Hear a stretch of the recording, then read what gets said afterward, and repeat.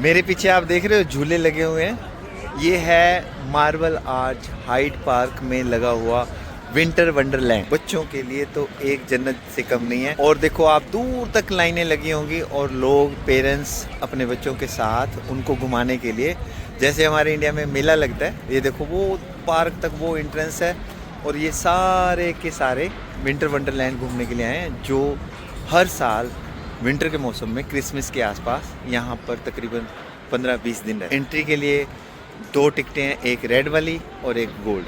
आप थोड़े से पैसे एक्स्ट्रा पे करते हो तो गोल्ड टिकट है और स्टैंडर्ड जो उनका प्राइस है रेड टिकट का।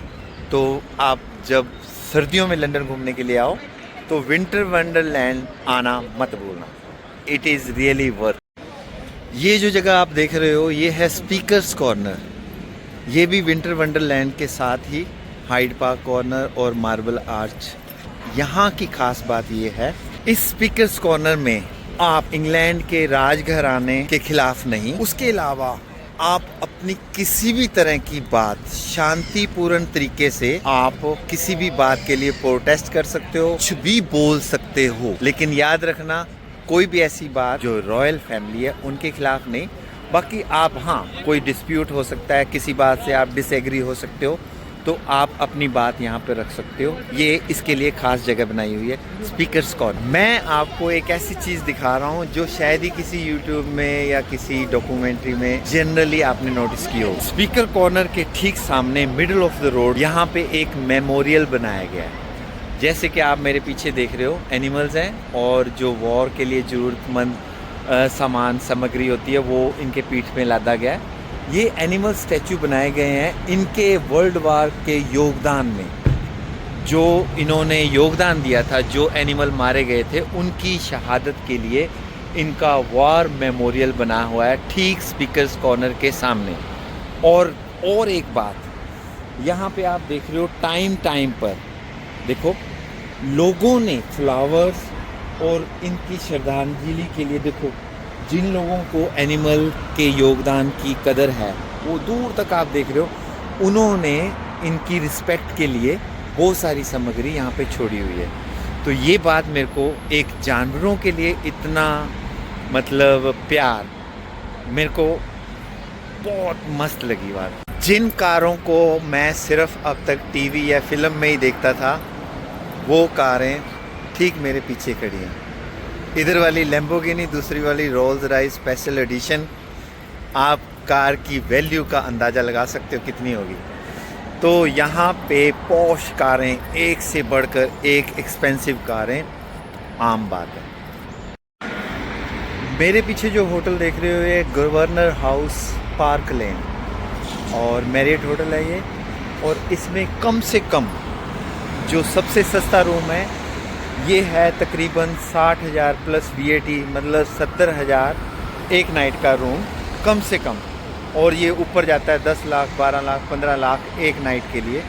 ये होटल पार्क लेन मैरियट होटल। पार्क लेन शोरूम में सबसे पहले जो भी लेटेस्ट के मॉडल्स होते हैं वो यहाँ पे डिस्प्लेड होते हैं। और जैसे कि आप मेरे साथ देख रहे हो, लेटेस्ट वर्जन में जो भी मॉडल आएंगे वो यहाँ पर सबसे पहले आएंगे। So Park Lane, it is a very famous street in London. अभी मैं खड़ा हूँ स्टेट्स के सामने। यहाँ पे एक चीज़ मैं आपको दिखाता हूँ। यहाँ पे एक ना अपार्टमेंट रेंट पे लगा हुआ है, रेंट पे है, ये खरीद नहीं रहे हो। रेंट के लिए आपको 45,000 पाउंड डिपॉजिट रखना पड़ेगा। 45 लाख रुपए आप डिपॉजिट रखोगे और मंथ का रेंट है 32,500 पाउंड पर मंथ। इसमें बिल्स इंक्लूडिंग नहीं है। और ये सिर्फ 2 बेडरूम, 2 बाथरूम, 1 डाइनिंग रूम और पार्किंग के साथ ये अपार्टमेंट है, जिसका किराया तकरीबन आपको 40 लाख रुपए पर मंथ पड़ेगा।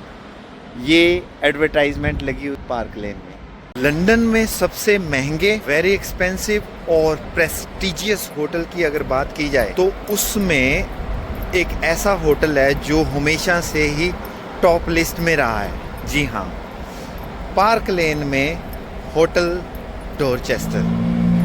मेरे सामने जो देख रहे हो मेरे बैक साइड पे, ये है डोरचेस्टर होटल। ये 18 अप्रैल 1831 का ओपन किया हुआ होटल। डोरचेस्टर होटल की खास बात यह है कि इसमें 250 रूम्स हैं और 50 स्वीट्स हैं।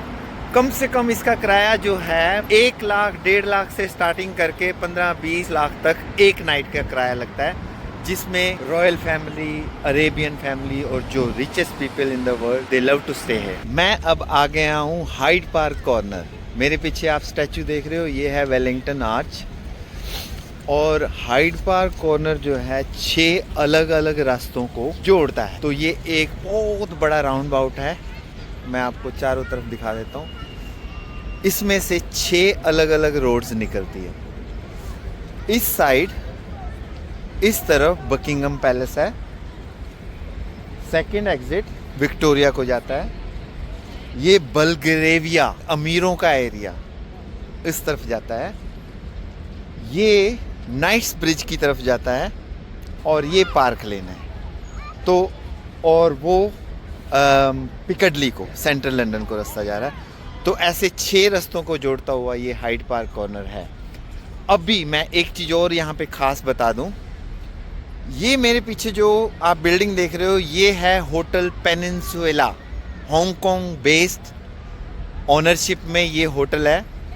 और इस होटल की खास बात बता दूं, इसमें बहुत बहुत बहुत जो अपने आप को अमीर समझते हैं, तो आप 1 लाख रुपए लेके आएंगे, रूम नहीं मिलेगा। 2 लाख रुपए खर्चेंगे, रूम नहीं मिलेगा। 3 लाख खर्चोगे तब भी रूम नहीं मिलेगा। 4 लाख खर्चोगे तब भी रूम नहीं मिलेगा, क्योंकि इनका कम से कम स्टार्टिंग प्राइस एक नाइट के लिए 5 लाख से स्टार्ट होता है, एक रूम का किराया। और जो इसमें आप टॉप में स्वीट्स देख रहे हो, जो इनके एक्सपेंसिव लग्जरी स्वीट हैं, उनका एक नाइट का किराया 37,000 पाउंड, मतलब 37 लाख रुपए आज आप पे कर रहे हो। सुबह 11 बजे तक चेकआउट हो जाएगा, तो 37 लाख रुपए आपके गए। उसमें ब्रेकफास्ट इंक्लूड नहीं है और ना ही टैक्स इंक्लूड है। तो अगर आप ब्रेकफास्ट और टैक्स भी जोड़ देते हो तो वो तकरीबन 50 लाख रुपए एक नाइट का किराया है। और सोचो, अगर आपने लंच और डिनर भी कर लिया तो कितने में पड़ेगा। If you really think that you have money, stay in this hotel. Very very luxury hotel in London, जो कि ठीक हाइड पार्क कॉर्नर में है।